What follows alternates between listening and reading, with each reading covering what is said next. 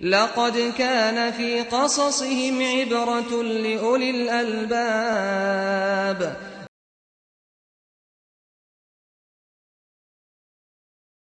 الحمدللہ والصلاة والسلام علی رسول اللہ وعلی آلہ وصحبہ وموالہ۔ محترم بھائیوں اور دوستو، السلام علیکم ورحمۃ اللہ وبرکاتہ۔ ہم اس فجر کے بعد کی مجلس میں ڈیلی قرآنی قصوں میں سے ایک قصہ سنتے ہیں، اور آج ہم واقعہ فیل کو جانیں گے۔ اللہ تعالیٰ نے اس واقعہ کو بیان کرنے کے لیے باضابطہ سورہ فیل نام کی ایک سورہ ہی اتار دی ہے، جس میں اللہ تعالیٰ فرماتا ہے: الم تر کیف فعل ربک باصحاب الفیل، کیا تو نے نہیں دیکھا کہ تیرے رب نے ہاتھی والوں کے ساتھ کیا کیا؟ سب سے پہلے یہ بات نوٹ کیجئے کہ ہاتھی والوں کے سال ہی اللہ کے نبی صلی اللہ علیہ وسلم کی پیدائش ہوئی تھی۔ اس ناحیہ سے عربوں میں یہ قصہ بہت ہی مشہور تھا۔ خانہ کعبہ کو ڈھانے کے ارادہ سے ابرہہ کی فوج جو مکہ آئی تھی اور اللہ تعالیٰ نے اس فوج کو تباہ اور برباد کیا تھا، اسی کی طرف نسبت کر کے اس کو واقعہ فیل کہا جاتا ہے، کیونکہ اس فوج میں چند ہاتھی بھی تھے۔ اس واقعہ کا خلاصہ یہ ہے کہ حبشہ کے بادشاہ نجاشی کی طرف سے یمن میں ایک گورنر تھا جس کا نام تھا ابرہہ۔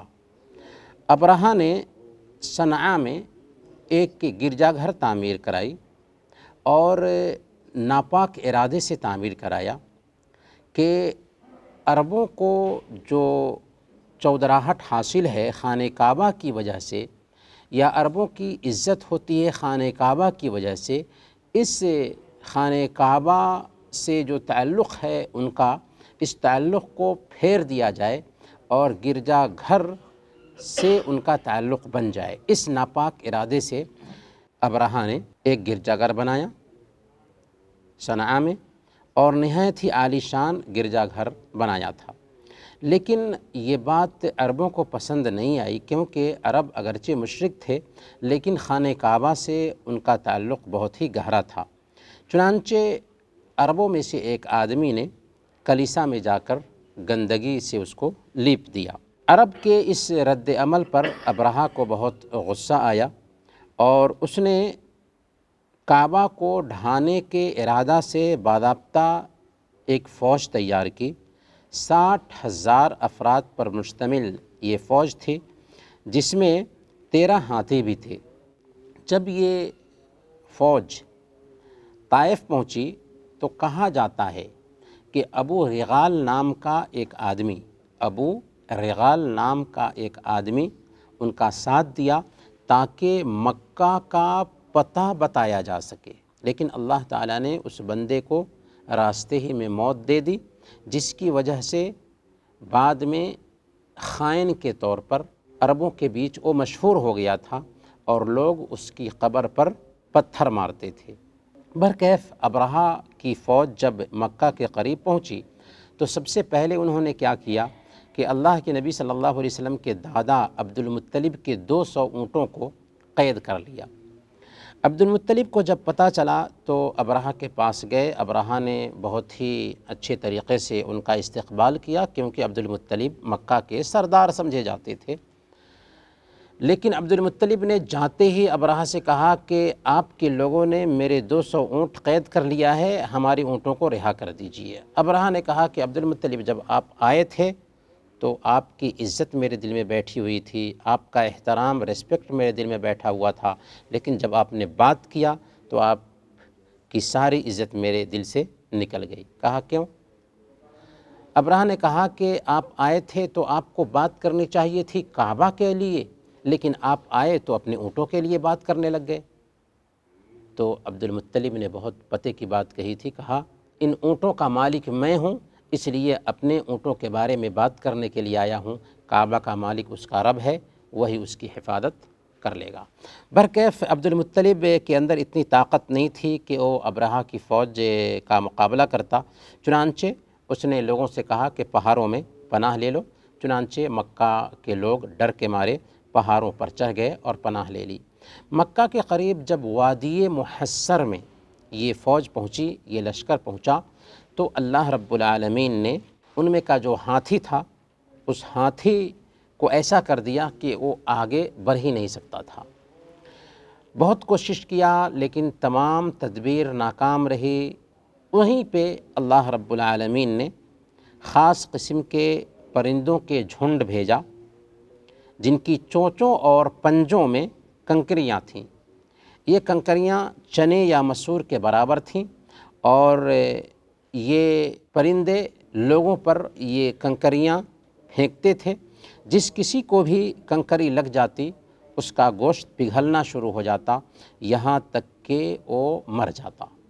یہاں تک کہ ابرہہ کا بھی یہی حال ہوا کہ صنعاء پہنچتے پہنچتے وہ بھی مر گیا، تباہ ہو گیا۔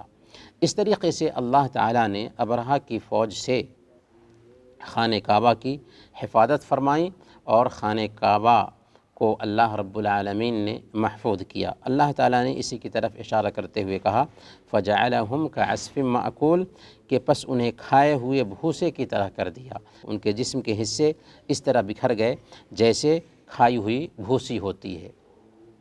اس قصے میں بہت سارے اسباق ہیں۔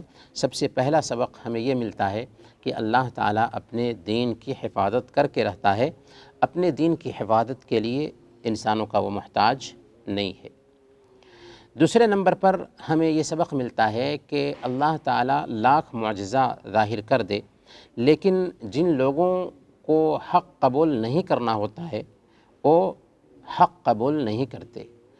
اسی مکہ کی دھرتی پر ابو جہل تھا، ابو لہب تھا، جس نے یہ سارے معجزات دیکھے تھے۔ اللہ تعالیٰ نے خانہ کعبہ کی حفاظت کی تھی، اور انہی کے بیچ اللہ کے نبی صلی اللہ علیہ وسلم پیدا کیے گئے۔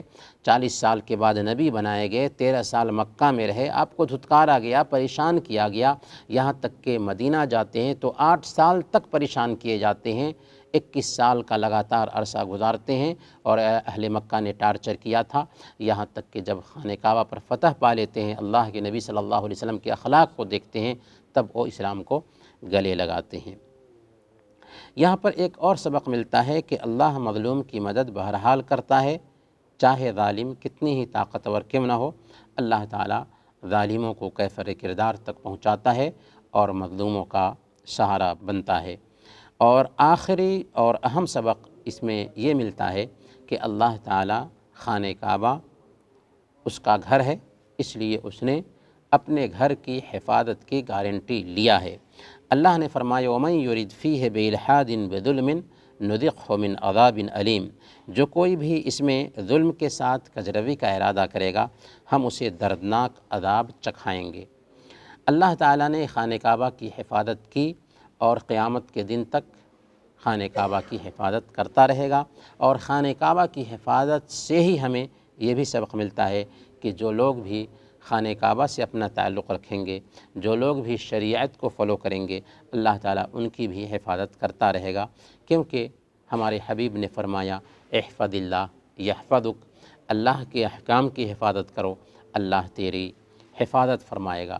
اللہ تعالیٰ سے دعا ہے کہ اللہ تعالیٰ ہم سب کی حفاظت فرمائے۔ آمین، وصلی اللہ علی نبینا محمد وعلی آلہ وصحبہ اجمعین۔